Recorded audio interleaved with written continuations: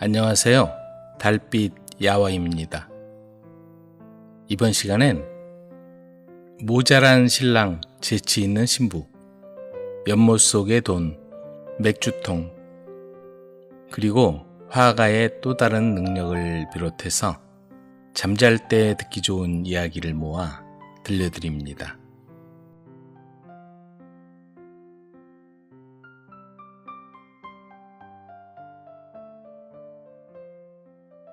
모자란 신랑, 재치 있는 신부.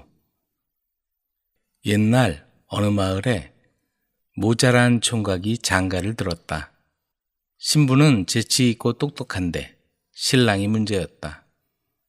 물려받은 재산이 있어서 밥 굶을 걱정은 없었지만 글 공부를 해서 과거 시험을 본다든가 장사를 해서 돈을 번다든가 하는 일은 이미 물 건너간 듯 했다. 정혼할 때만 해도 수려한 외모에 재산도 있어 1등 신랑감이라고 생각했는데 혼례를 치르고 첫날 밤에 신랑의 실체가 드러난 것이다.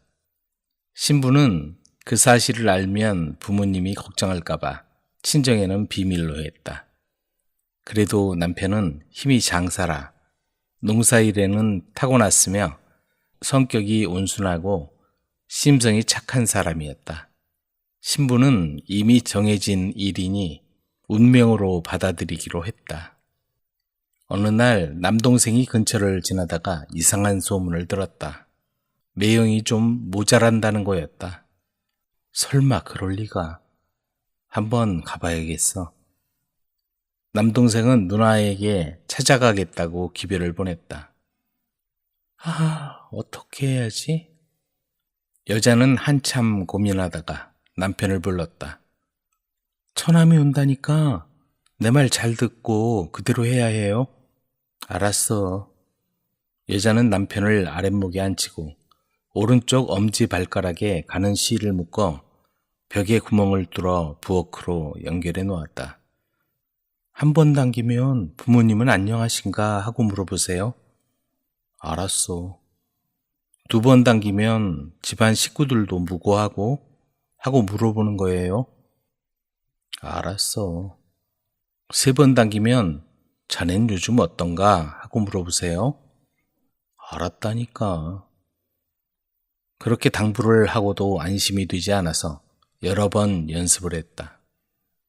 마침내 처남이 찾아왔다. 매형이 모자란다는 소문이 사실이 아니기를 한번 확인해보자. 집에 찾아가니 누나가 반갑게 맞아주었다. 매형은 방으로 들어가 봐.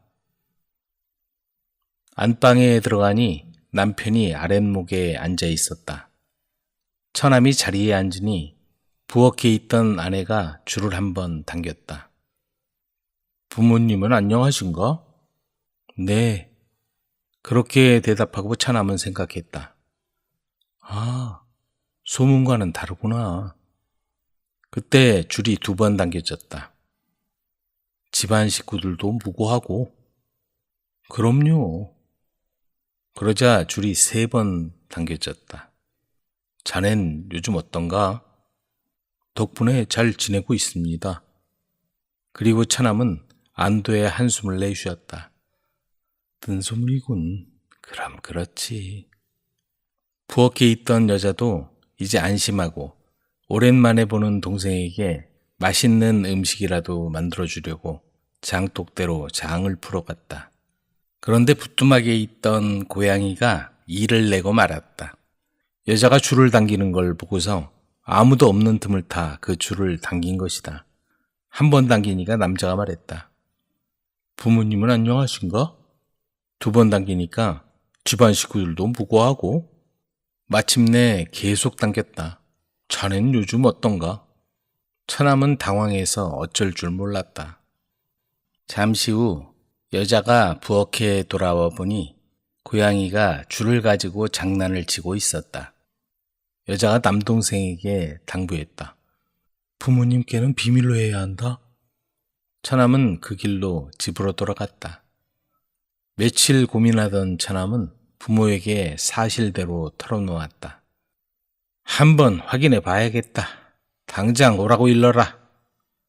전가를 받고 여자는 걱정이 태산이었다. 여자는 남편에게 인사말을 일러주었다. 이번엔 머릿속이 기억하고 있다가 실수 없이 대답해야 해요. 알았어. 모자란 신랑과 아내는 친정을 향해 길을 떠났다. 얼마나 갔을까? 다리도 아프고 배도 고파서 고개턱에 앉아 싸온 주먹밥을 먹으려던 참이었다. 그때 어디선가 들쥐 한 마리가 나오더니 주먹밥을 물어가 버렸다. 이리 내놓지 못해? 하지만 얼마나 빠른지 쫓아가도 아무 소용이 없었다. 친정에 도착한 건 밤이 깊어서였다. 너무 늦어 인사는 아침에 드리기로 하고 방으로 들어가 여장을 풀었다. 하지만 모자란 신랑은 배가 고파 잠이 잘 오지 않았다. 그래서 요깃거리라도 없을까 밖으로 나와 마루에서 서성거렸다. 그러자 아내가 신랑에게 뭐라도 챙겨줄 요량으로 방에서 나왔다. 그런데 그때 마루 밑에는 도둑이 숨어 있었다. 모두 잠들기를 기다렸다가 방에 들어가 귀중품을 몽땅 털어갈 생각이었다. 마루에 있던 모자란 신랑은 낮에 들쥐가 물어간 주먹밥이 생각났다. 에이, 몽둥이로 때려 잡아야 하는데. 그리고는 발을 굴렀다.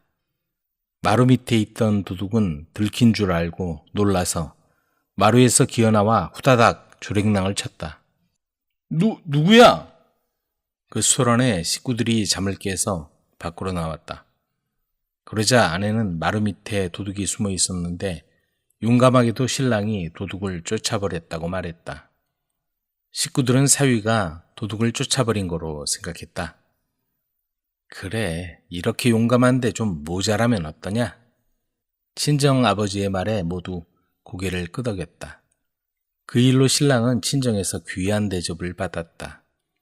모자란 신랑은 며칠 동안 친정에서 행복한 시간을 보내고 아내를 데리고 당당하게 집을 향해 길을 떠났다.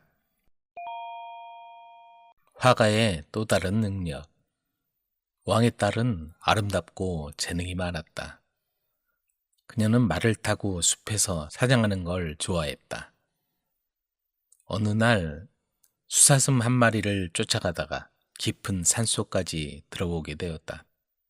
너무 깊은 숲속으로 들어왔는지 뒤따라오던 사람들이 보이지 않았다. 그래, 저 큰 나무에 올라가면 보이겠지? 그녀가 나무 위로 올라가 보니 놀라운 광경이 보이는 것이었다. 나무까지 꼭대기로 올라가니 불이 산을 뒤덮고 있었다. 불이 나무들을 휘감으며 새둥우리와 동물들이 사는 곳을 태우고 있었다. 사슴떼와 동물들도 무서운지 놀라서 뛰어다녔고 새들도 연기에 질식해 비명을 지르며 불 속으로 떨어졌다. 끔찍한 상황 속에서 공주는 아직 날개도 나지 않은 새끼 거위들을 살리려고 애쓰는 거위 2마리를 보고 감동했다. 불이 가까이 올수록 거위들은 정신없이 날아서 새끼들을 이동시켰다. 자기 자신이나 새끼들 모두 살아남기 어려운 상황이었다. 둥지에 불이 옮겨 붙기 직전 수컷은 가족들을 뒤로 한 채 혼자 안전한 곳으로 날아가 버렸다. 엄마 거위는 새끼들을 구하려고 새끼들 위로 몸을 던지고 새끼들을 덮은 채 불에 쌓였다. 그 모든 광경을 지켜본 공주는 나무에서 내려와 안전하게 말을 타고 궁전으로 돌아갔다. 그녀는 방금 지켜본 광경에 어미 거위에게 감동했지만 수컷 거위에게 화가 났다. 남자들은 이렇게 이기적이고 믿을 수가 없어. 새나 동물이나 사람이나 남자는 어디 가나 다 똑같을 거야. 남자들하고는 상대도 하기 싫어. 난 절대 남자들을 믿지 않을 거야. 그리고 결혼하지 않겠다고 다짐했다. 그날 이후 공주는 심각한 얼굴로 모든 남자를 피했고 부모님께도 결혼은 절대 하지 않겠다고 말씀드렸다. 그녀의 부모님은 이 말을 듣고 화를 내고 이렇게 극단적인 결정을 내리게 된 이유를 물었다. 하지만 공주는 입을 다문 채 아무 말도 하지 않았다. 공주가 결혼하지 않을 거라는 소문이 돌았고 그를 찾아온 구원자도 떠나갔다. 어느 날 유명한 화가가 왕의 궁전을 방문하게 되었고 그 화가는 궁전에 아름다운 그림을 그렸다. 궁전에서 일을 마친 화가는 공주의 모습을 우연히 보게 되었고 공주의 아름다움을 그림에 담고 싶었다. 그 화가는 공주의 모습을 그리게 해달라고 부탁했고 공주는 마지못해 허락했다. 화가는 기쁜 마음으로 공주를 그렸고 그 그림을 소중히 간직하고 다녔다. 얼마 후에 화가는 다른 왕을 방문하게 되었다. 그 왕은 그림을 좋아하는 사람이라 화가에게 많은 돈을 주고 공주의 그림이 담긴 그림을 샀다. 그리고는 그림을 궁전의 현관에 걸어두었다. 정말 아름다운 여인이군요. 어쩌면 저렇게도 아름다울까? 사람들은 그림 속 공주의 아름다움에 매료되었고 그녀가 누군지 궁금했다. 그 나라에는 왕의 아들이 있었는데 사냥에서 돌아와 그림을 보고 그림 속 여자에게 반했다. 저 여자는 어디 사는 누굽니까? 왕자가 그림 속의 여자에 관해 물었지만 아는 사람이 아무도 없었다. 상사병에 걸려버린 왕자는 사는데 흥미를 잃고 아무도 만나지 않았으며 우울하게 방 안에서 시간을 보냈다. 아들이 왜 그러는지 이유를 알게 된 왕은 왕자의 건강이 걱정되어 그 그림을 그린 화가를 찾아오라고 사람을 보냈다. 하지만 그 화가는 이미 그 나라를 떠나 다른 나라로 떠난 상태였다. 왕자는 건강과 기분이 날이 갈수록 나빠졌다. 어느 날 왕자의 부하가 왕자의 우울한 기분을 나아지게 하려고 재미난 이야기를 들려주었는데 왕자는 그를 지하 감옥에 가둬버리라고 명령했다. 궁전 안에서는 왕자의 말이 곧 법이었다. 그 소식을 전해 들은 왕은 왕자를 불러 부하가 자신의 주변을 정리할 시간을 주자며 며칠 미루자고 설득했다. 지하 감옥은 한 번 들어가면 죽을 때까지 나올 수 없는 곳이었기 때문이다. 부하는 그 사실을 아무에게도 말하고 싶지 않았지만 가족에게 무슨 일이 일어났는지 알려주었다. 그가 가장 아끼는 막내딸은 아버지를 위로하며 왕자의 우울증과 분노에 관한 비밀을 알게 되었다. 막내딸은 아주 영리하고 재치가 있는 아가씨였다. 그녀는 아버지를 구해낼 방법을 생각했다. 그리고 왕자를 찾아가 자신이 그림 속에 있는 여인을 찾아올 테니 그때까지 아버지를 감옥에 넣지 말라고 부탁했다. 왕자는 그 말을 듣고 기뻐했다. 그녀의 계획이 아주 그럴싸하게 들린 것이다. 왕자는 지금까지 꿈에 불과했던 일을 이룰 수 있다는 희망을 갖게 되었다. 그래서 왕자는 관대한 태도로 감옥에 가두라는 명령을 취소했고 부하는 다시 궁전으로 돌아왔다. 왕은 기뻐했으며 부하의 막내딸이 꼭 성공해서 돌아오기를 기다리고 있었다. 그림을 잘 그리던 부하의 딸은 그 훌륭한 그림을 정확하게 따라 그렸다. 그리고 남자 옷을 입은 후 돌아다니는 화가로 변장해 길을 떠났다. 그녀는 어디로 갈지 누구에게 물어볼지도 몰랐지만 사랑하는 아버지의 목숨을 구하려고 단호하게 결정을 내렸다. 몇 달간 여러 곳을 돌아다니며 공주의 그림을 보여주며 사람들에게 공주가 누군지 물었지만 아무도 그 공주를 알지 못했다. 1년 동안의 기나긴 여행 끝에 처음 와보는 먼 나라에 도착했다. 그곳 사람들은 그림 속의 사람이 누군지를 알았다. 그들은 그림 속의 여인이 왕의 딸이라고 말하며 그 공주를 절대 결혼하지 않기로 한 공주라고 말했다. 결혼을 안 한다고요? 왜 그렇죠? 무슨 안 좋은 일이 있었나요? 왜 그런지는 공주의 부모님도 모르는 일이요. 그 말을 들은 아가씨는 조금 의기소침해졌다.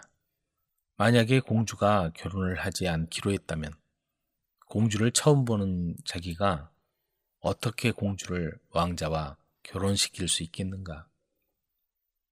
하지만 용감한 아가씨는 어떤 방법으로라도 공주를 만나기로 했다. 그 아가씨는 궁전 근처에 집을 빌려 그곳에 자신의 화실을 열었다. 그녀는 매일 궁전이 잘 보이는 큰 창문 앞에 이젤을 놓고 그림을 그렸다. 그림을 좋아하는 왕은 매일 그림을 그리는 그녀가 궁금해졌다. 어느 날 왕이 그녀가 그린 그림을 보고 싶다고 궁전으로 불렀다. 왕은 그림이 마음에 들었고 그림 몇 점을 산 후 새로 지은 공주의 궁전에 그 그림을 그려달라고 부탁했다. 아가씨는 그동안에 공주를 몇 번 볼 기회가 있었고 그 공주가 바로 왕자를 매료시킨 그림 속의 그 공주라는 걸 확신할 수 있었다. 공주의 새 궁전에 벽이 세워지자 아가씨는 벽에 아름다운 그림을 그렸고 천장과 기둥도 장식했다. 왕은 종종 그림을 보러 왔고 그녀의 예술성을 칭찬했다. 그림이 모두 작품이었고 각각의 그림에는 자세한 설명을 붙여놓았다. 궁전에 있는 많은 여자들이 이 그림을 보러 왔다. 그 중에는 공주의 친구들과 시중드는 하녀들도 있었다. 아가씨는 그중 한 명은 공주가 남자를 피하고 결혼을 싫어하는 이유를 알 거로 생각했다. 마침내 한 사람으로부터 공주에 관한 얘기를 들을 수 있었다. 그 사람은 공주의 가장 친한 친구로 숲에서 공주에게 있었던 일을 말해주었다. 그게 바로 아가씨가 알고 싶던 내용이었다. 아가씨는 거실의 벽 한 면에 공주가 숲에서 본 광경과 정반대의 그림을 그렸다. 그 그림은 여자의 변덕스러움과 남자의 헌신을 보여주는 그림이었다. 아가씨는 거위 대신 양 2마리를 그렸고 공주 대신에 그 자리에 어떤 여자라도 반할 만한 젊고 잘생긴 용감한 왕자를 그려 넣었다. 그림이 완성되고 아가씨는 공주의 친구들에게 공주를 데려와 그림을 보게 해달라고 부탁했다. 어느 날 공주가 정말 그림을 보러 왔고 그림을 둘러보며 화가의 재능을 칭찬했다. 드디어 공주가 양과 왕자의 그림을 보고 있었다. 공주는 한동안 생각에 잠겼다가 아가씨에게 물었다. 이 그림에 담긴 이야기가 뭐지? 공주님, 이 그림은 우리나라 왕자님께 실제로 일어났던 일에 관한 그림입니다. 왕자님께서 숲속에서 사냥하시다가 산불을 보았고 그것으로 인해 여자의 변덕과 남자의 충실함을 믿게 되셨어요. 공주님께서는 이것이 별로 흥미롭지 않으실 수 있지만 우리나라에서는 큰일입니다. 이 사건은 왕자님의 인생을 바꿔놓았죠. 이 사건 이후 왕자님 모든 여자를 피하시고 누구와도 결혼하지 않겠다고 하셨어요. 이러한 왕자님의 결심 때문에 왕실 전체가 슬퍼하고 있답니다. 아무도 어떻게 해야 할지 해결 방법을 모르고 있으니까요. 정말 이상하군. 아가씨의 말이 끝나기도 전에 공주가 말했다. 남자들이 충실하고 여자들이 그렇지 않을 수도 있는가? 나는 남자들은 거짓되고 신뢰할 수 없다고 믿었어. 하지만 지금은 그런 것들이 양면이 존재한다는 사실을 알겠구나. 지금까지 난 한 사건만 보고 성급하게 내 마음을 결정해버린 것 같아. 다시 생각해 봐야겠는걸? 공주님, 그렇게 말씀하시니 기쁩니다. 하지만 저희 왕자님께서도 왕자님의 잘못된 생각을 아셨으면 좋겠어요. 공주님은 왕자님만큼은 고집이 세지 않으세요. 누군가 왕자님에게 알려드려야 할 것 같구나. 그러면 왕자님도 나처럼 마음을 바꾸실 수 있을 것이다. 내가 왕자님에게 있었던 일로 도움을 받은 것처럼 왕자님께서도 내게 있었던 일로 도움을 받으실 수 있을 거야. 왕자님께 나에게 있었던 일을 말해드리고 생각이 바뀌시는지 알아봐라. 집에 돌아가는 대로 그렇게 하겠습니다. 아가씨는 생각보다 일이 잘 풀려 가슴이 두근거렸다. 그날 이후 공주가 결혼하지 않겠다는 생각을 바꿨다는 소식이 나라 전체에 퍼졌고 구원자들이 다시 몰려들었다. 하지만 공주는 모든 구원자를 거절했다. 공주의 가장 큰 기쁨은 벽에 그려진 왕자의 그림을 보며 왕자에 관한 이야기를 하는 것이었다. 아가씨는 이제 어떻게 해야 할지 알고 있었다. 그녀는 공주에게 왕자의 남자다움과 매력에 관한 여러 가지 이야기를 하면서 공주의 마음을 더 부추겼다. 드디어 아가씨의 노력 덕분에 공주는 왕자를 만나보고 싶었다. 아가씨가 바라던 일이 이루어지게 된 것이다. 그녀는 공주에게 자신의 나라로 돌아가 꼭 왕자를 데려오겠다고 약속했다. 아가씨는 집으로 돌아와 이 모든 걸 말해주었고 그녀의 아버지와 왕자는 기뻐했다. 왕자는 그녀에게 많은 선물을 주었고 공주를 만나려고 길을 떠났다. 왕자는 거대한 기마대와 수행자들을 데리고 공주 아버지의 궁전으로 갔고 공주는 당연히 왕자의 청혼을 받아들였다. 두 나라는 함께 성대한 결혼식을 올렸다. 연못 속의 돈. 예우라고 하는 사내아이가 있었다. 예우는 얼굴이 검고 코가 납작한 데다 눈이 쑥 들어갔으며 바짝 마른 못생긴 아이였다. 그래서 예우의 어머니는 예우가 많은 형제 중 막내인데도 조금도 귀여워하지 않을 뿐만 아니라 예우에게만 힘든 일을 시켰다. 그래서 예우는 다른 형제처럼 즐겁게 놀 수도 없고 밥을 제대로 먹을 수도 없었다. 너무나 슬퍼서 예우가 구석에서 울기라도 하면 다른 형들이 때리기도 하고 웃기도 하며 예우를 괴롭히는 것이었다. 예우는 언제나 배가 고팠으므로 어떻게 하면 배불리 먹을 수 있을까 하고 생각했다. 하루는 풀뿌리를 캐어 먹어보았더니 그 쓴맛 때문에 입안이 얼얼할 정도였다. 예우는 더 이상 참을 수가 없어 이웃집 바나나를 몇 개 따먹고 겨우 쓴맛을 가라앉혔다. 그때 갑자기 무섭게 생긴 한 사나이가 나타나더니 이 도둑놈아! 하고 예우를 혼냈다. 예우는 깜짝 놀라며 용서해주세요. 이젠 절대로 따지 않겠어요. 하고 울면서 빌며 겨우 용서를 받았다.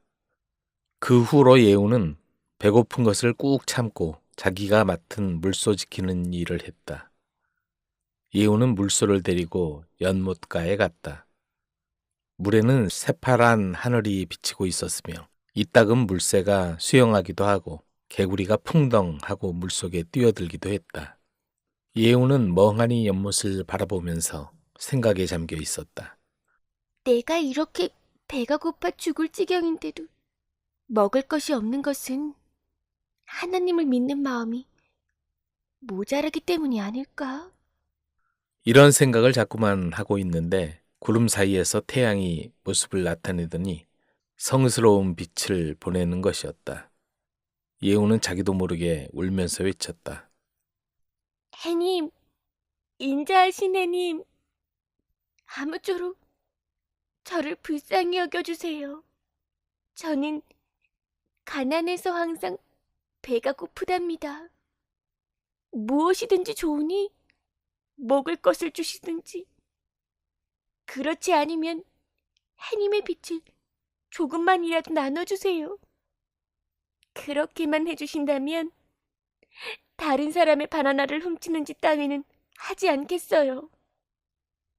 그뿐만 아니라 저같이 가난한 사람에게 좋은 일을 해주겠어요. 해님, 당신은 식물에는 영양분을 주고 동물에게는 나무의 열매나 풀을 주면서 왜 저에게는 아무것도 안 주시는 겁니까? 부탁이에요. 제발 저에게도 은혜를 베풀어 주세요. 배가 고파서 죽을 지경입니다. 그러자 태양은 마치 소원을 들어주기라도 하는 것처럼 강한 황금색 빛을 구름을 뚫고 예후의 발밑에 보내주었다. 그러자 그 빛이 닿은 풀잎의 이슬이 모두 돈으로 바뀌어 버리는 것이 아닌가. 예후는 말할 수 없이 기뻐서 서둘러 그 돈을 주었다. 그리고 그 돈이 진짜인지 가짜인지 알아보려고 몇 번이고 뒤집어 보기도 하고 두드려 보기도 하여 진짜임을 알게 되자 자, 이 돈으로 무엇을 살까? 하고 가슴을 두근거리며 생각했다. 우선 제일 먼저 가장 배불리 먹어보고 싶었던 쌀을 사고 다음에는 바나나 그리고 우유, 과자를 사면서 너무 기뻐서 한번 크게 웃어보고 싶었다. 그래서 예후는 난생 처음 큰 소리로 웃어보았다. 그 웃는 소리가 얼마나 컸는지 데리고 있던 물소가 놀라서 달아나 버렸다. 예후가 물소를 찾으려고 여기저기 돌아다니고 있을 때 바짝 말라서 뼈와 가죽만 남은 할머니가 비틀거리며 예후 곁으로 다가왔다. 나는 배가 고파 죽을 지경이야. 제발 아무거나 좀. 예후는 할머니의 더러워진 하얀 머리와 주름뿐인 얼굴을 보자 불쌍해서 눈에 눈물이 고였다. 아, 이 할머니는 나보다도 훨씬 더 불쌍하구나. 게다가 나는 이제 태양에게서 돈을 얻어 부자가 되지 않았는가? 이번에는 내가 불쌍한 사람을 도와서 기쁘게 해주어야겠다. 예후는 이렇게 생각하고 할머니에게 돈을 주었다. 그러고 나서 예후는 연못이 있는 곳으로 돌아와 배불리 먹은 다음 그 자리에서 잠들고 말았다. 눈을 떴을 때는 태양은 이미 서산에 지고 있었고 서쪽 하늘이 햇빛으로 빨갛게 물들어 있었다. 어쩌면 오늘 아침처럼 이상한 일이 또 일어날지도 모른다. 그렇게 생각한 예후는 눈을 크게 뜨고 바라보고 있었다. 그러자 태양이 서산으로 지기 직전에 마지막 빛을 연못으로 보내어 수면을 빛나게 했다. 그러자 번쩍번쩍 금빛처럼 빛나는 물결 속에서 무엇인가 헤엄을 치고 있었다. 자세히 보니 낮에 달아난 물소였다. 예후가 깜짝 놀라 큰 소리로 물소를 부르자 물소가 연못에서 올라왔다. 그런데 그 물소의 온몸에 번쩍이는 금화가 잔뜩 붙어 있었다. 이것을 본 예후는 기뻐서 어찌할 바를 몰랐다. 예후는 금화를 주워 모은 다음 조금만 갖고 나머지는 도로 연못 속에 감춰두었다.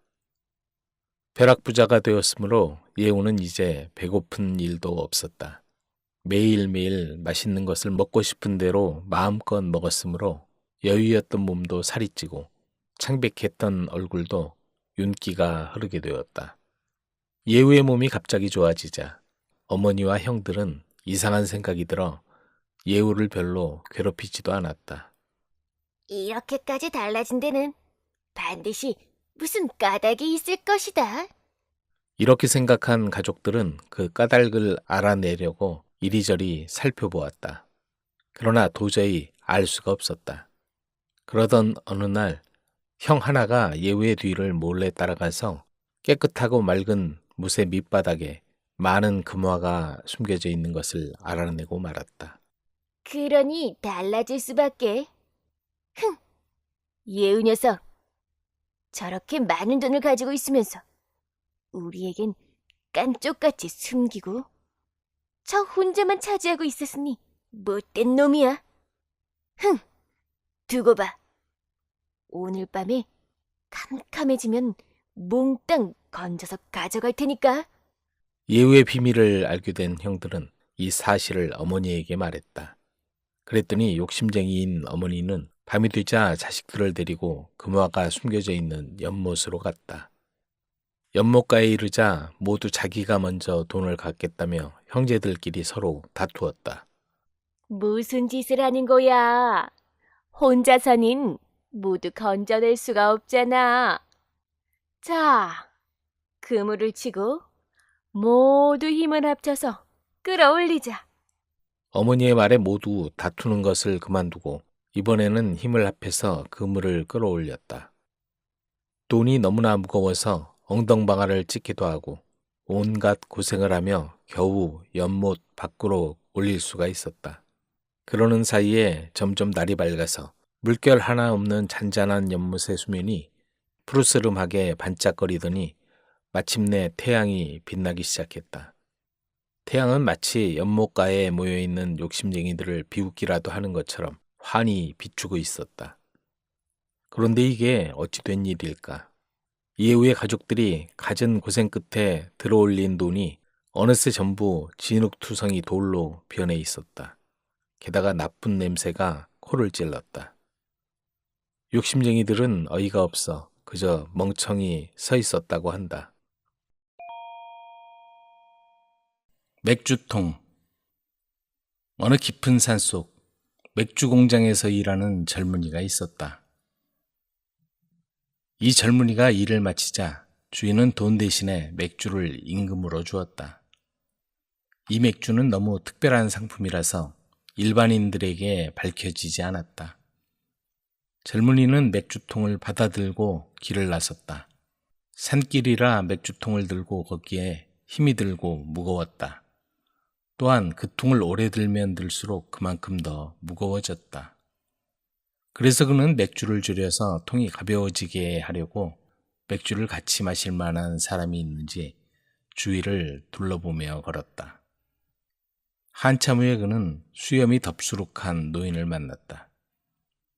안녕하시오. 노인이 말했다. 안녕하세요. 젊은이가 말했다. 어디로 가나? 노인이 물었다. 함께 술을 마실 만한 사람을 찾고 있어요. 나하고 같이 마실 수 있을까? 난 오랜 시간 여행을 했거든.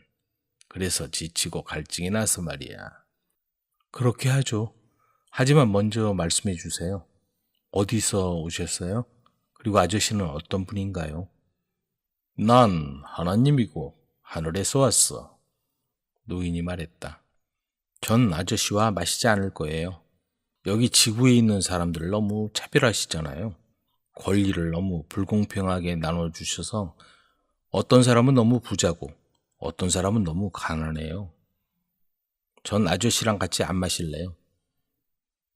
이렇게 말하면서 젊은이는 다시 그 통을 들고 터벅터벅 걸어갔다.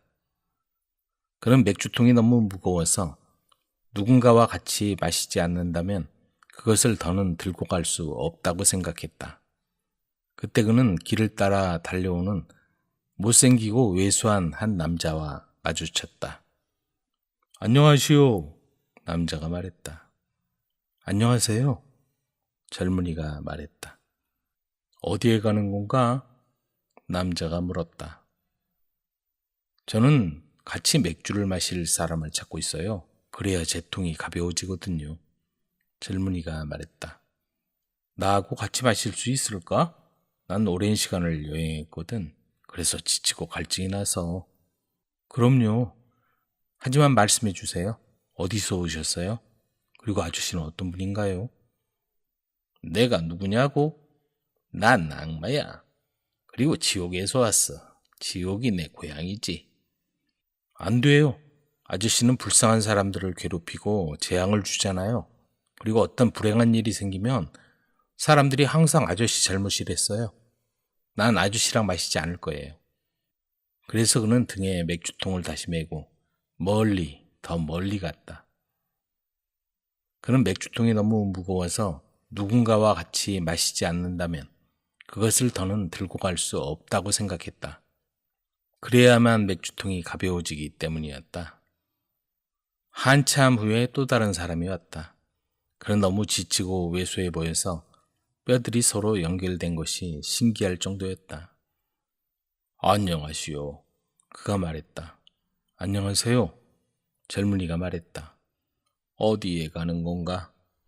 남자가 물었다.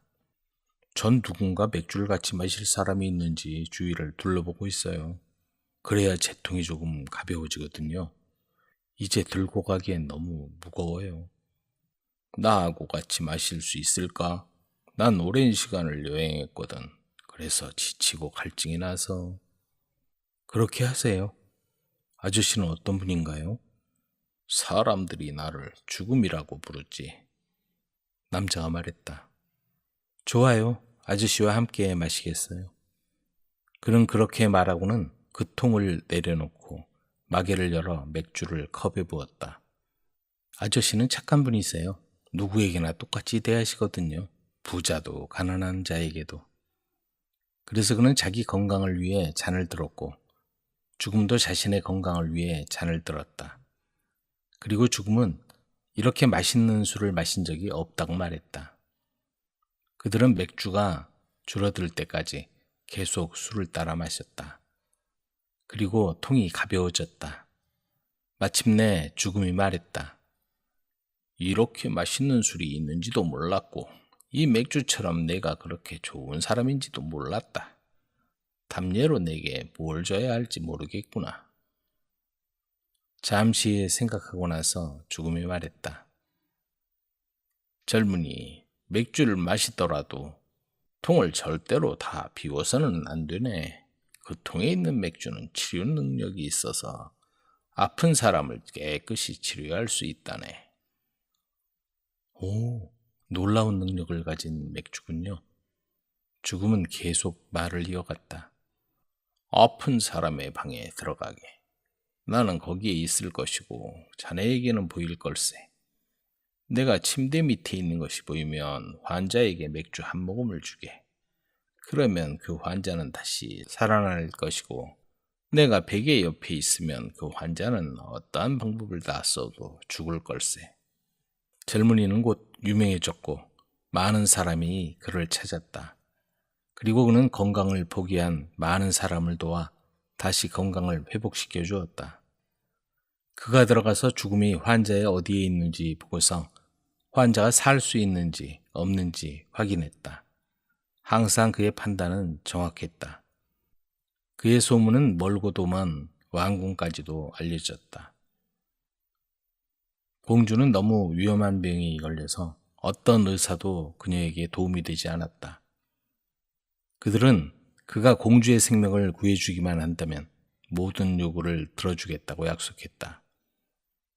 그가 공주의 방으로 들어가자 죽음이 그녀의 베개에 앉아 있었다.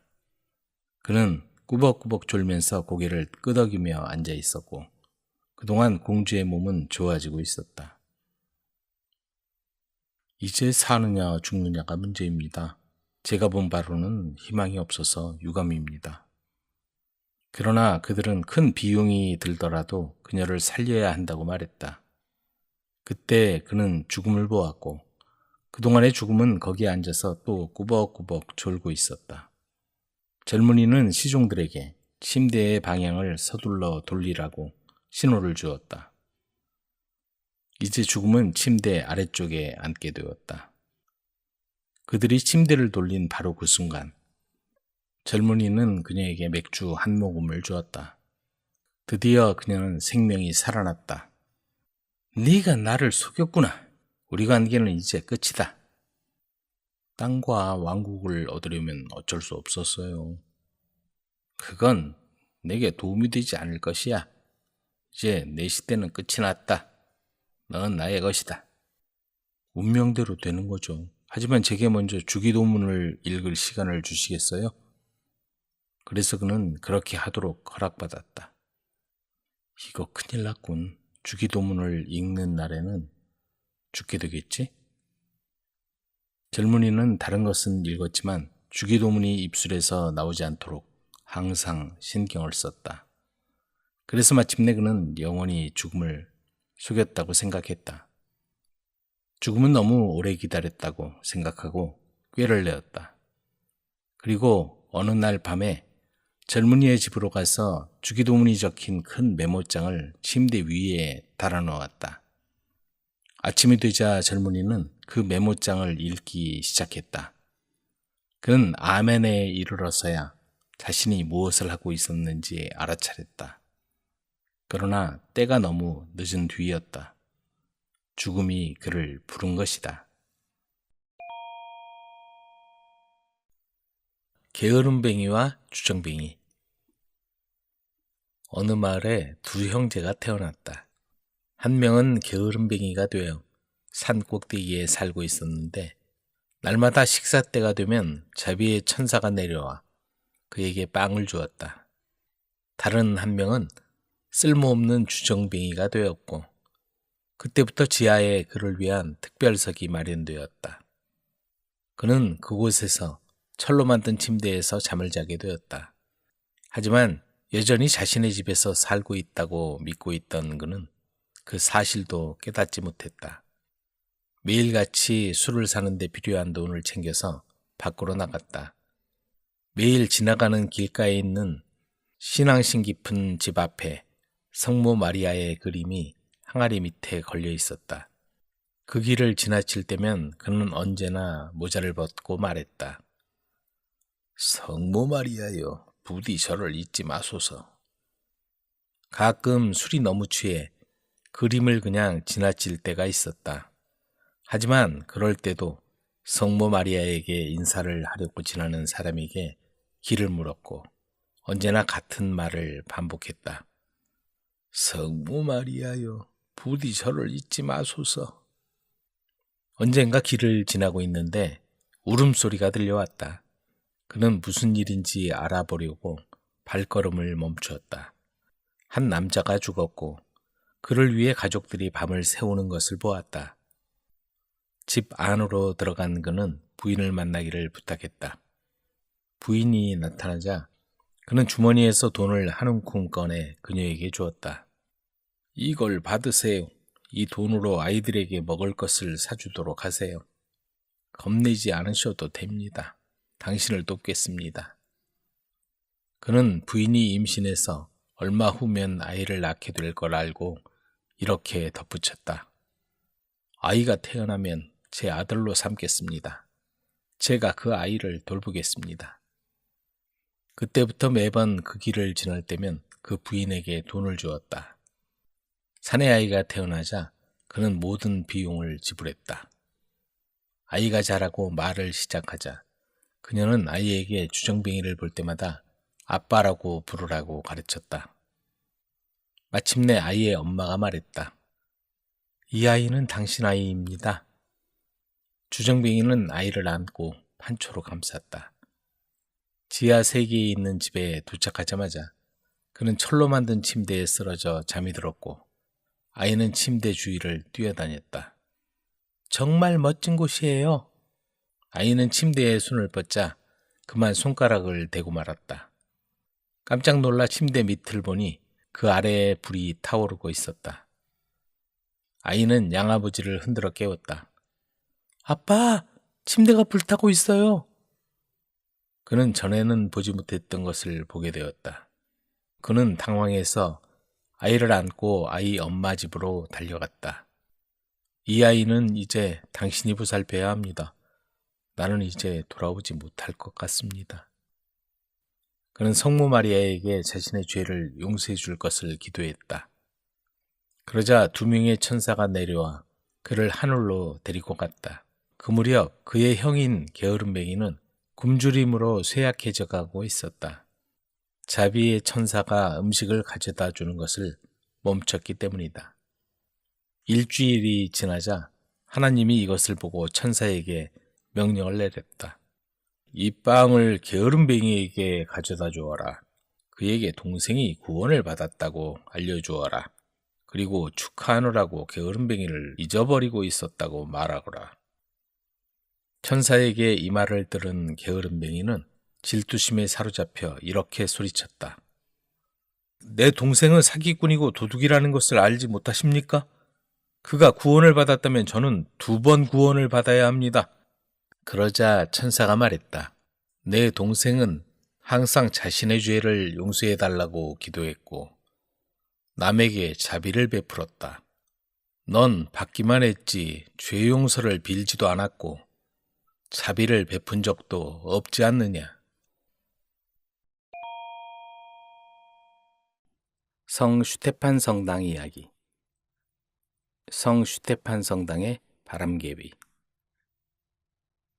오래전 성당의 뒤 지붕에 바람개비가 있었다. 그 바람개비는 첫 닭이 울기 전까지 착한 마음을 가진 사람을 악마로부터 보호해준다고 전해진다. 다음 이야기는 바로 성 슈테판 성당의 바람개비에 얽힌 이야기다. 젊은 기사인 헤르본 슈레저는 콘스탄티노플에서 이슬람 제국의 황제인 술탄으로부터 받은 비밀 문서를 전달하는 중이었다. 슬프게도 그는 젊고 아름다운 부인에게 작별 인사를 하고 떠나야 했다. 그녀는 남편을 위험으로부터 보호해줄 은십자가 목걸이를 걸어주었다. 그리고 그는 터키의 멀고 위험한 여행을 시작했다. 긴 여행 끝에 헤르본 슈레저는 무사히 술탄이 있는 곳에 도착했고 비밀 문서를 전달했다. 그리고는 집을 향해 또다시 길을 떠났다. 그런데 기사가 탄 배가 해적의 공격을 받게 되었다. 그들은 그에게 족쇄를 채웠고 다음 항구에서 돈 많은 이슬람 교주에게 넘겼다. 몇 년이 지나도록 그는 노예로 아주 힘든 일을 해야만 했다. 그가 가슴속에 숨겨놓은 은십자가 목걸이만이 그에게 평안을 주었고 언젠가 자유를 찾을 것이라는 희망을 갖게 했다. 고향에서 아내는 5년 동안 실종된 남편을 위해서 기도했지만 결국 다시 남편을 볼 수 있을 것이라는 희망을 버린 채 남편의 친구와 약혼을 했다. 그녀가 결혼 준비를 하고 있을 때 그녀의 남편은 이상한 꿈을 꿨다. 그의 아내가 비엔나에 있는 성 슈테판 성당의 제단 앞에 서 있었고 친구인 메르켄 스테인과 결혼 서약을 하고 있었다. 부드러운 목소리가 잠자는 남자의 귀에 속삭였다. 당신은 이 결혼을 막을 시간이 있어요. 기사는 땀에 흠뻑 젖은 채로 잠에서 깼다. 그는 절망에 잠겨 큰 소리로 울었다. 나는 내일 비엔나로 가야만 해. 악마에게 영혼을 팔지라도. 순식간에 악마가 나타나 말했다. 이 수탉이 우리를 비엔나로 데려다 줄 거야. 대신 나는 너의 영혼을 가질 거다. 헤르본 슈레저는 비엔나로 날아가는 동안 잠을 잘 수 있다면 지옥의 왕자도 그의 정신 앞에서 힘을 쓰지 못할 것이라는 생각을 했다. 악마와 기사는 수탉의 등에 올라탔고 허공을 가르며 날아갔다. 그가 악마의 오른손을 잡기 전에 기사는 몰래 목에 걸린 십자가를 잡고 있었다. 그는 하나님께 그의 영혼을 맡기고 잠이 들었다. 초자연적인 속도로 그들은 산과 들과 호수와 바다를 건넜다. 동이틀 무렵 성 슈테판 성당이 눈앞에 보였다. 기쁨에 가득 차서 수탉은 꼬꼬댁거렸다. 슈레저는 그 소리에 잠에서 깨어났다. 악마는 힘을 잃었다. 화가 난 악마는 그를 저주하면서 기사와 수탉을 다뉴브 강으로 던져버렸다. 그리고는 미친 여우처럼 돌아서 지옥으로 돌아갔다. 어부 2명이 물에서 그들을 건져주었다. 그래서 기사는 메르켄 스테인과 아내의 결혼식을 막을 수 있었다. 그들은 기쁨에 넘쳐 서로 껴안았다. 그를 노예에서 탈출시켜주고 비엔나로 제 시간에 도착하게 해준 수탉에게 고마워하면서 기사는 철로 만든 바람개비를 성 슈테판 성당의 뒤지붕에 달았다. 이 바람개비는 오늘날에도 우리에게 중세시대의 악마를 일깨워주며 성당에 달려있다. 성 슈테판 성당 북쪽 탑. 비엔나에 있는 성 슈테판 성당의 석공인 한스 바움은 남쪽 탑의 건축을 책임지고 있는 한스 프라차티즈의 아름다운 딸 마리아와 사랑에 빠졌다. 그 거만한 건축가는 부잣집 아들을 골라 딸을 결혼시켜 한스에 대한 그녀의 애정을 완전히 없애려고 했다. 만약 당신이 내가 남쪽 탑을 완성하는 시간에 맞춰 북쪽 탑을 완성한다면 마리아를 아내로 맞아들이도록 허락하겠어. 프라차티즈는 그의 석공에게 이렇게 벼락과도 같은 말을 하였다. 그건 완전히 불가능한 일이었다. 어느 누구도 그렇게 짧은 시간 안에 탑을 완성할 수는 없었다. 가난한 한스의 희망과 꿈은 모두 사라졌다. 절망에 빠진 채로 그는 그곳에 서서 중얼거렸다.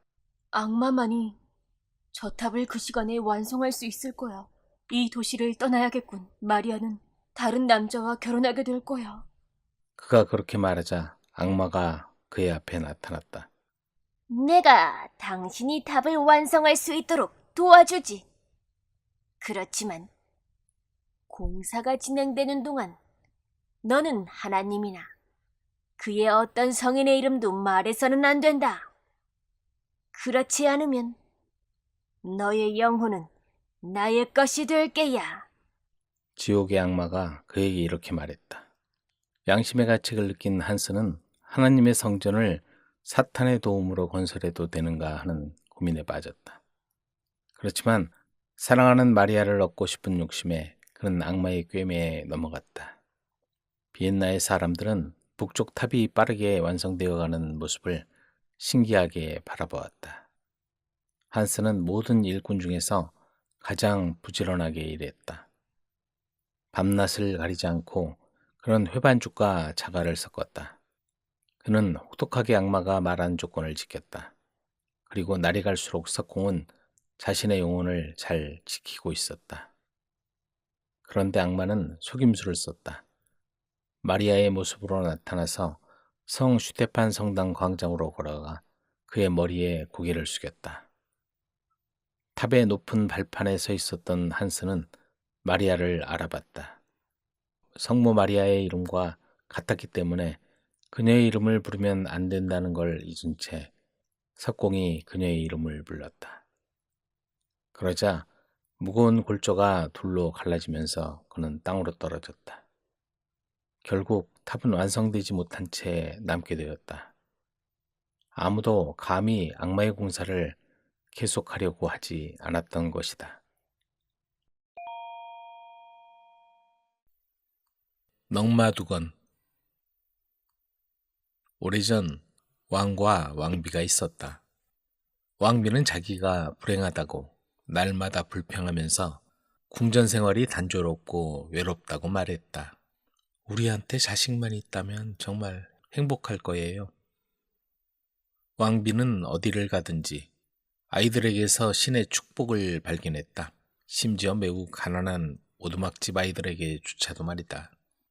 가는 곳마다 엄마들이 아이들을 야단치고 나무라는 소리를 들었다. 왕비는 그 모습이 부러웠다. 우리도 아이를 입양해서 키우면 좋겠어요. 왕은 입양하기로 결정했다. 마침내 왕과 왕비는 아이를 입양했다. 아이가 잘하면 칭찬해주고 잘못하면 친자식처럼 꾸짖었다. 어느 날 입양한 어린 딸이 궁전 뜰로 뛰어내려와서 황금 사과를 가지고 놀고 있었다. 그때 늙은 거지 여인이 어린 딸을 데리고 와서 왕비의 딸과 황금 사과를 서로 주고받으면서 놀고 있었다. 그 모습을 왕비가 창가에 앉아서 보고는 딸에게 올라오라고 창문을 가볍게 두드렸다. 공주야, 인젠 그만 놀고 들어오거라. 공주가 올라오자 거지 딸도 따라서 올라갔다. 그들이 손을 잡고 왕비의 방으로 들어오자 왕비는 넌 공주야. 누더기를 입은 거지와 놀면 안 된단다. 하고 말하며 거지 아이를 계단 밑으로 밀어버렸다. 왕비님이 제 어머니의 힘을 아신다면 저를 몰아내지는 않을 거예요. 거지 아이가 말했다. 왕비가 그 이유를 물었다. 제 어머니는 원한다면 왕비께서 아이를 가질 수 있게 할 수 있어요. 왕비는 그 말을 믿을 수가 없었지만 거지아이는 사실이니 자기 어머니에게 시켜보라고 말했다. 그래서 왕비는 거지아이를 보내 어머니를 데려오게 했다. 내 딸이 무슨 말을 하는지 아느냐? 내가 아이를 가질 수 있게 할 수 있다고 하더구나. 왕비가 말했다. 왕비님, 거짓딸이 하는 말을 들으시면 안 됩니다. 그렇게 말하고 늙은 여인은 밖으로 나갔다. 왕비는 화가 나서 그 아이에게 야단을 쳤다. 그러나 아이는 모두 사실이라고 했다. 왕비님, 제 어머니에게 포도주 좀 주세요. 어머니가 취하면 왕비님을 도울 방법을 말해줄 거예요. 왕비는 거지 여인을 다시 불러서 원하는 만큼 많은 포도주를 대접했다. 그러고 나서 왕비는 다시 같은 질문을 했다. 왕비님을 도울 방법이 있긴 하죠. 왕비께서는 저녁에 주무시기 전에 2개의 들통에다 왕비님의 몸을 담가서 씻고 그 후에 그 물을 왕비님의 침대 밑으로 버리십시오. 다음날 아침 침대 밑을 보시면 꽃 2송이가 피어 있을 겁니다. 하나는 아름답고 하나는 못생긴 꽃이지요. 아름다운 꽃을 드시고 못생긴 꽃은 내버려 두십시오. 꼭 그렇게 하셔야 합니다. 그렇게 거지 여인이 말했다. 왕비는 거지 여인이 일러준 대로 들통 2개의 물을 길어오게 해서 그걸로 몸을 씻고 자기 전에 침대 밑에 물을 버려 들통을 비웠다. 다음날 아침 침대 밑을 보니 꽃이 2송이 피어 있었다. 하나는 못생기고 악취가 나고 검은 잎을 가지고 있었다. 또 하나는 너무 밝고 맑은 예쁜 꽃으로 지금까지 그런 꽃은 본 적이 없었다. 그래서 그녀는 먼저 예쁜 꽃을 먹었다. 그리고 거지 여인이 버리라고 말한 못생긴 꽃도 먹었다. 아무 문제 없을 거야. 얼마 후 왕비는 아이를 낳았다. 그 애는 손에 나무 숟가락을 가지고 염소를 타고 있었는데 정나미가 떨어질 만큼 못생긴 아이였다. 그 애는 세상에 나오는 순간에 소리를 질렀다. 엄마! 내가 내 엄마라면 신이 운명을 바꿀 은총을 주실 거야. 아쉬워하지 마세요. 제 뒤로 예쁜 아이가 나올 거예요. 염소를 탄 아이가 말했다.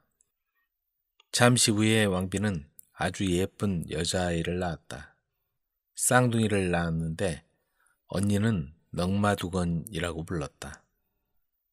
그 아이는 너무 못생겼고 옷차림이 남루했으며 넝마를 탄 두건을 썼기 때문이었다. 왕비는 넝마두건을 보는 걸 견딜 수가 없었다.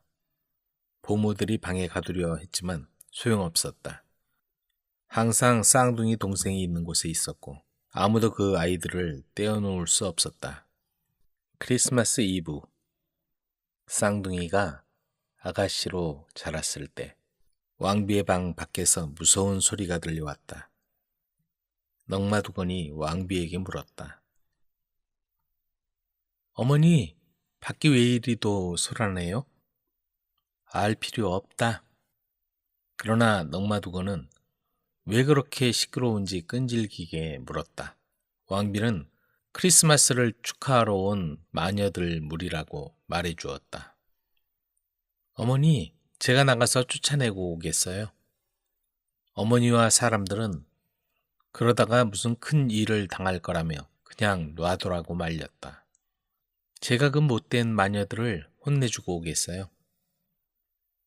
넝마두건은 사람들이 아무리 말려도 소용없었다. 왕비에게 문을 단단히 잠그고 절대 밖을 내다보지 말라고 신신당부하고는 나무 숟가락을 들고 마녀들을 쫓아내기 시작했다. 복도와 궁전이 흔들거리면서 큰 진동이 일어났다. 무슨 일이 일어났는지 정확히 알 수 없는 노릇이었지만 문이 열리지 않았다.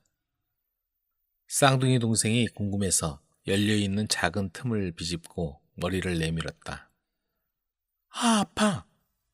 그 순간 늙은 마녀가 올라와서 동생의 머리를 채찍으로 떼어내고 그 대신 동생의 어깨 위에 송아지 머리를 붙였다. 그러자 동생은 4발로 달려와서 송아지처럼 하기 시작했다. 이런! 넝마두건이 돌아와서 염소로 변한 자기 동생을 보고는 화가 나 잔소리를 해댔다. 그리고 동생을 원래 상태로 돌려놓을 방법을 생각했다. 원래대로 돌아오게 하겠어요. 넉마두고는 아버지에게 많은 물건을 실을 수 있는 배 한 척을 준비해달라고 했다. 그리고 동생만 데리고 여행을 떠나겠다고 말했다. 아무도 그녀의 계획을 말리지 않았고 그들은 길을 떠나게 되었다. 넉마두고는 마녀가 사는 땅으로 배를 돌렸다. 목적지에 이르자 동생에게 배에 가만히 있으라고 말하고는 염소를 타고 마녀의 성으로 달려갔다. 성문이 열려 있었고 동생의 머리가 성문에 걸려 있었다. 이런 동생 머리가 저기 있구나. 넉마두고는 성문으로 뛰어올라 머리를 잡아채 있는 힘을 다해 도망쳤다. 마녀들이 머리를 찾으려고 넉마두건을 쫓아갔다. 마녀들이 벌떼와 개미떼처럼 그녀 주위에 몰려들었다. 염소는 마녀들에게 콧김을 내뿜어 뿔로 들이받았고 넉마두고는 나무 숟가락으로 그들을 후려쳤다. 마녀들이 뿔뿔이 흩어졌고 넉마두고는 배로 돌아가서 송아지 머리를 떼어내고 다시 머리를 붙여주었다. 언니 고마워. 이제 본래대로 돌아왔어. 동생은 예전과 같이 예쁜 모습으로 돌아왔다. 그들은 항해 도중 낯선 왕의 영토에 오게 되었다. 그 땅은 왕이 일찍 세상을 떠나는 바람에 아직 결혼하지 못한 젊은 왕자가 왕이 되어 있었다. 그는 낯선 배를 보고는 그 배가 어디에서 왔고 주인이 누구인지 알아보라고 해변으로 신하들을 보냈다.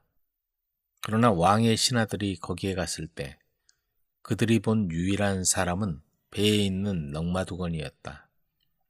거기서 그녀는 염소를 타고 갑판 위에서 치렁치렁한 머리를 휘날리며 빠르게 돌고 돌았다. 궁전에서 온 남자들은 그 모습을 보고 놀라 자빠졌다. 당신 말고 배에 다른 사람은 없소? 동생이 있습니다. 그럼 동생을 보여주시오. 왕이 직접 오지 않으면 동생을 보여줄 수 없어요. 그러더니 갑판이 삐그덕거리며 요란한 소리를 낼 정도로 염소를 타고 돌고 돌았다. 신하들은 궁전으로 돌아와서 배에서 무엇을 보고 들었는지 보고했다. 왕은 염소를 탄 그 괴상한 아가씨를 보려고 길을 나섰다. 왕이 도착하자 넉마두건은 동생을 데리고 왕 앞에 나왔다. 아름답고 상냥한 동생을 본 왕은 즉시 그녀를 사랑하게 되었다. 그는 그들을 궁전으로 데리고 와서 동생을 왕비로 삼고자 했다. 그러나 넉마두건이 말했다. 안 돼요. 왕의 사촌이 넉마두건을 설득했다. 사촌은 이웃나라 왕자였다. 동생과 왕을 결혼시키도록 합시다. 그럴 수 없어요. 넉마두건은 허락하지 않았다. 왕자는 하는 수 없이 못생긴 말괄량이 넉마두건에게 말했다. 좋아요. 그럼 우리도 결혼합시다. 말은 그렇게 했지만 이웃나라 왕자는 그녀와 결혼할 생각을 하니 비탄에 빠졌고 몹시 슬픈 남자가 되었다. 성에선 많은 음식을 만들었고 화려한 결혼식을 준비했다. 모든 준비가 끝났을 때 그들은 교회로 갔다. 왕자는 지금까지 드렸던 예배 가운데 최악이라고 생각하며 우울해했다. 왕이 먼저 신부와 함께 나타났다. 그녀의 미모는 빛이 났고 우아했다. 어쩌면 저렇게 아름다운 신부가 있을까? 모든 사람이 한마디씩 하며 신부에게서 눈을 떼지 못했다. 그들 뒤로 왕자가 말을 타고 그 옆에 넉마두건이 염소를 타고 주먹에 나무숟가락을 잡은 채 총총걸음으로 가고 있었다. 왕자를 보면 결혼식장에 가는 것이 아니라 장례식장에, 그것도 자신의 장례식장에 가는 것 같았다. 너무 슬퍼 보였고 아무 말도 하지 않았다. 말 좀 하시죠. 넉마두건이 말을 타고 가는 왕자에게 물었다. 내가 무슨 말을 해야 하오? 글쎄요. 적어도 내가 왜 이런 못생긴 염소를 타는지 물어볼 수 있잖아요. 왜 그렇게 못생긴 염소를 타는 거요? 이게 못생긴 염소인가요? 이건 신부가 탔던 것 중에 가장 아름다운 말이라고요.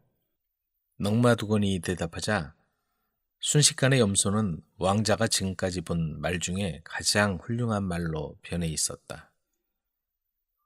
그들은 조금 더 달려갔지만 왕자는 전처럼 슬퍼하며 한마디도 하지 않았다. 그래서 넉마두건이 그에게 왜 말을 하지 않느냐고 다시 물었다.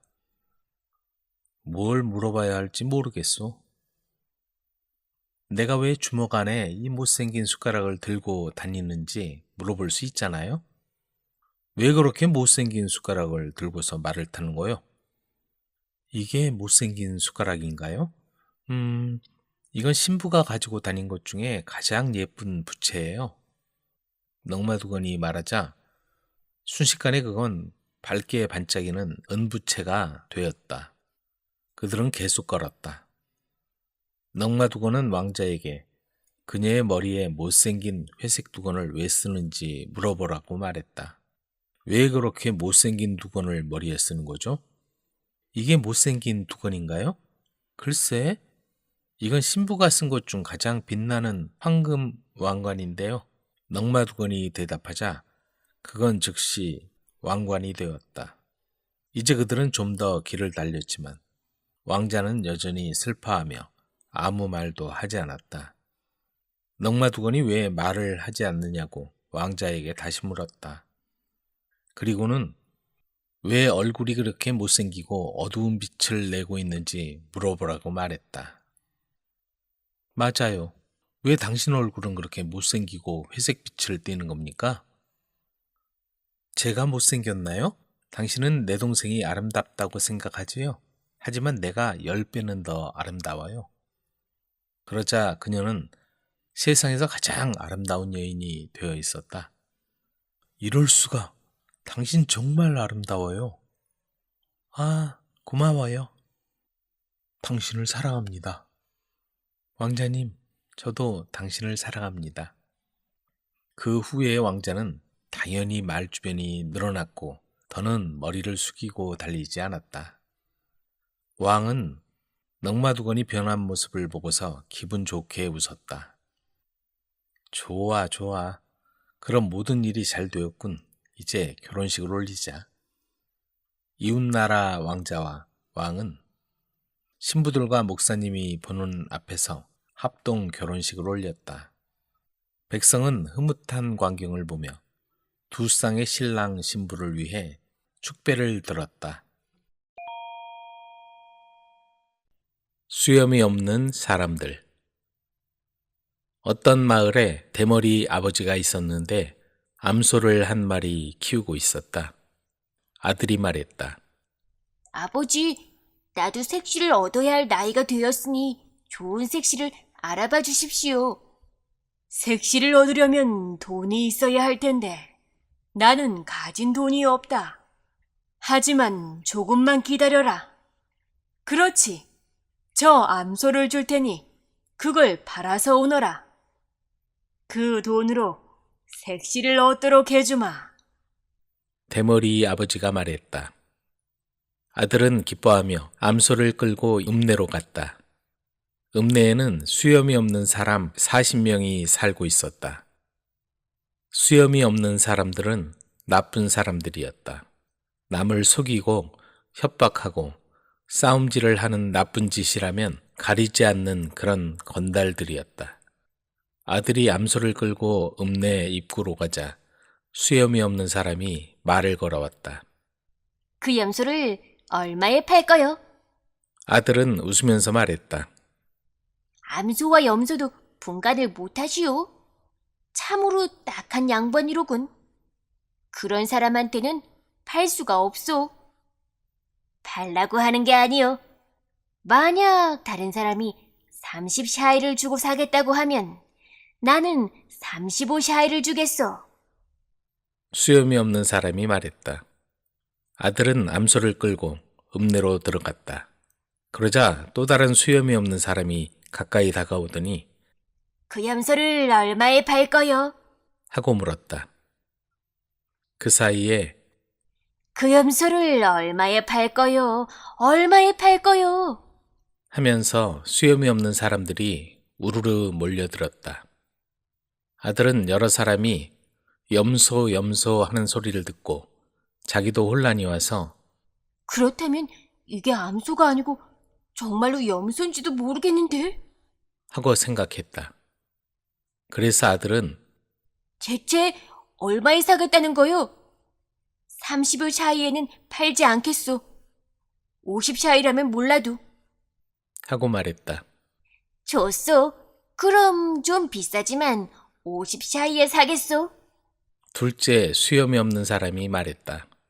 그러자 셋째 수염이 없는 사람이 70 샤이를 줄이다. 하고 말했다. 아들은 그 사람한테서 70 샤이를 받았다. 이건 염소다. 정말 근사한 염소인데. 혼잣말로 중얼거리면서 수염이 없는 사람은 암소를 끌고 가버렸다. 아들은 20 샤이를 가지고 이것저것 물건을 샀다. 그리고 음식점으로 들어가서 먹고 마시는데 돈을 30 샤이나 써버리고 말았다. 그리고는 집으로 돌아와서 대머리 아버지를 보고 말했다. 아버지는 나한테 암소를 준다고 하시고 염소를 주셨죠? 어째서 그런 바보 같은 소리를 하는 거냐? 수염이 없는 사람들이 몰려와 염소다, 염소다 하고 떠들어대서 70 샤이를 받고 팔아버리고 돈은 그럭저럭 다 써버렸습니다. 하지만 색시가 될 사람한테 줄 수건 하나는 사가지고 왔습니다. 이런 나쁜 놈들 같으니 수염 없는 놈들이 너를 속여 먹었구나. 어디 두고 보자. 그 놈들을 골려주고야 말 테니. 대머리 아버지는 화를 몹시 냈다. 대머리 아버지는 나귀를 한 마리 갖고 있었다. 그 나귀를 끌고 마을 지주한테 갔다. 금아 7개만 빌려주십시오. 만약 빌려간 돈을 갚지 못하는 날에는 내 땅에 2분의 1을 드리겠소. 이렇게 말하고 대머리 아버지는 금화를 빌렸다. 대머리 아버지는 수염이 없는 사람들이 모여 사는 곳으로 갔다. 나귀를 흘끔 바라본 수염이 없는 사람들은 저 나귀는 정말 좋은 나귀인데 어떤 수단을 써서든지 빼앗도록 합시다. 하고 의논했다. 그때 대머리 아버지가 여러분 부탁합니다. 나귀한테 마른 풀가물을 좀 줄 수 없겠습니까? 그렇게 말하면서 그들이 보지 않는 틈을 타서 슬쩍 금화 7개를 나귀의 입에 물려주었다. 수염이 없는 사람들이 급히 마른 풀과 물을 가져왔다. 나귀가 마른 풀을 먹으려고 입을 벌렸다. 그러자 나귀의 입속에서 금화가 쨍그렁 하고 땅 위에 떨어졌다. 대머리 아버지는 금화를 주머니에 집어넣으면서 말했다. 얘야, 금화를 쏟아놓는 건 아직 이르지 않느냐? 앞으로 물건을 많이 사서 집으로 돌아가야 하는데 왜 이렇게 일찍 쏟아놓느냐 말이다. 아마 내가 돌았나 보다. 그 광경을 보고 수염이 없는 사람들은 서로 눈짓들을 해가며 정말 대단한 나귀다. 어떻게 해서든지 나귀를 손에 넣어야 하겠는데. 하고 수군댔다. 수염이 없는 사람들은 대머리 아버지를 빙 둘러싸더니 말했다. 당신이 원하는 게 무엇이든 다 드리겠소. 그러니 저 나귀를 우리한테 파시오. 싫습니다. 나는 이 나귀가 주는 돈으로 하루하루 살아가고 있습니다. 이 나귀를 팔게 되면 앞으로 어떻게 살아가야 할지 막막합니다. 가진 돈은 다 써버리게 되지만 나귀가 주는 돈은 끊임없이 나오고 있습니다. 해마다 곡식을 거둘 수 있게 해주는 땅처럼 말이지요. 대머리 아버지를 잘 구슬려서 수염이 없는 사람들은 마침내 10만 샤이를 주고 나귀를 사기로 했다. 대머리 아버지는 돈을 다 받고 나서 말했다. 잊어버리기 전에 미리 말씀드려야 할 것이 있는데요. 바람이 들어오지 않은 곳에 나귀를 넣어두십시오. 그리고 한 통에는 설탕물을, 다른 통에는 솜과자를, 또 다른 통에는 보리를 가득 담아주고 물통에 물이 넘칠 정도로 부어놓은 후 나귀를 그 앞에다 메어두십시오. 그리고 40일 동안 문을 꼭 닫아두십시오. 40일이 지나거든 문을 열고 나귀가 쏟아놓은 금화들을 다 모으도록 하십시오. 수염이 없는 사람들은 대머리 아버지가 일러준 대로 40일 동안 문을 꼭 닫아두고 열어보지 않고 기다리고 있었다. 40일이 지나갔다. 어디 문을 열어봐야지. 웬일이지? 문이 잘 열리지 않는데. 안에 금화가 차서 문이 열리지 않나 본데. 그들은 겨우 문을 열었다. 그런데 방 안에 가득 차 있을 거로 생각했던 금화는 한 푼도 없었다. 나귀가 죽어 쓰러져 있을 뿐이었다. 나귀는 보리를 잔뜩 먹고 나서 물을 너무 많이 마신 탓에 그만 배가 터져 죽고 말았던 것이다. 수염이 없는 사람들은 그제야 자기들이 속아 넘어간 줄을 알고 분통을 터뜨렸다. 잘 구워진 인간. 조물주가 세상을 창조하고 뭔가 빠뜨린 것이 있다는 느낌이 들었다. 곰곰이 생각하다가 그가 이 세상에 있기를 바랐던 것은 그저 동물만이 아니라 자기 자신처럼 생긴 존재라는 생각이 들었다. 어떻게 그들을 만들어낼 수 있지? 조물주는 생각했다. 그는 먼저 호르노라는 가마를 만들었다. 그런 다음 진흙을 뭉쳐 자기와 닮은 형체를 만들었다. 한편 코요테 한 마리가 여느 때처럼 주위를 어슬렁거리며 다니다가 조물주가 장작을 가지러 잠시 자리를 비운 사이에 그 진흙의 형체를 재빨리 바꾸었다. 조물주는 가마 안에 불을 지피고 진흙 덩어리를 자세히 살펴보지 않은 채 가마 안에 넣었다. 얼마 후 조물주가 말했다. 이제 완성이 되었을 거야. 그는 진흙을 꺼내어 숨을 불어넣음으로써 생명을 갖게 했다. 왜 일어서지 못하지? 뭐가 잘못된 것이냐? 그 형체는 지저대면서 꼬리를 흔들었다. 오, 세상에. 코요테가 나를 속였구나. 코요테가 내 진흙덩이를 제 녀석처럼 생긴 동물로 바꿔놓았군. 코요테가 말했다. 뭐가 문제인가요? 저를 기쁘게 해줄 예쁜 생명체를 가지면 안 되나요? 이런, 좋아. 하지만 다시는 방해하지 말아다오. 이렇게 해서 우리는 개라는 동물을 가지게 되었다. 바로 코요테가 해낸 일이었다. 조물주는 다시 시도했다. 그들은 서로에게 짝이 되어야 해. 하나만 만들어서는 안 되는 거야. 하고 조물주는 생각했다. 그는 자기와 닮은 인간들을 만들면서 똑같은 짝을 하나씩 더 만들었다. 뭐가 잘못된 것이지? 조물주는 또 생각했다. 이건 좀 아닌 것 같아. 이들이 어떻게 수를 늘려나가지?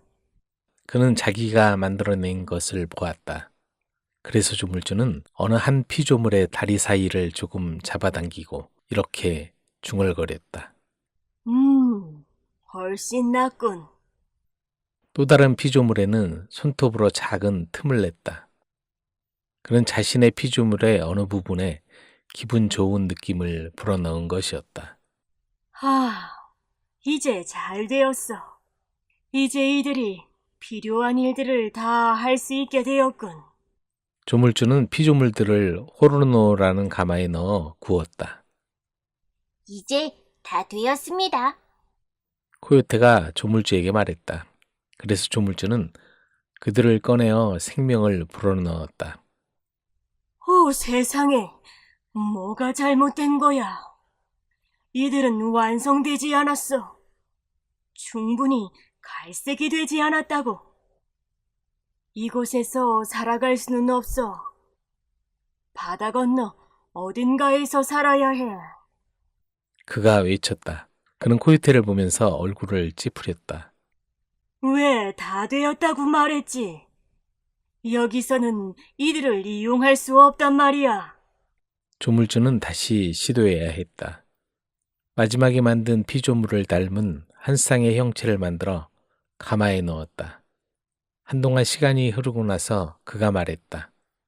이제 다 된 것 같다. 아니요, 아직 완성되지 않았습니다. 또 너무 밝은 색으로 구워져 나오는 것을 바라시진 않겠지요? 조금 더 두시지요. 코요테가 간섭했다. 그래, 알았다. 조물주가 대답했다. 그들은 조금 더 기다렸다가 피조물을 꺼냈다. 오, 세상에. 또 잘못된 건가? 너무 구워졌어. 너무 어두운 색으로 타버렸다고. 조물주는 그들을 한쪽에 두었다. 이들은 바다 건너 다른 곳에서 이용해야 하겠어. 여기서는 쓸 수 없으니까. 조물주는 네 번째로 자신의 피조물을 가마 안에 넣었다. 이제는 방해하지 마라.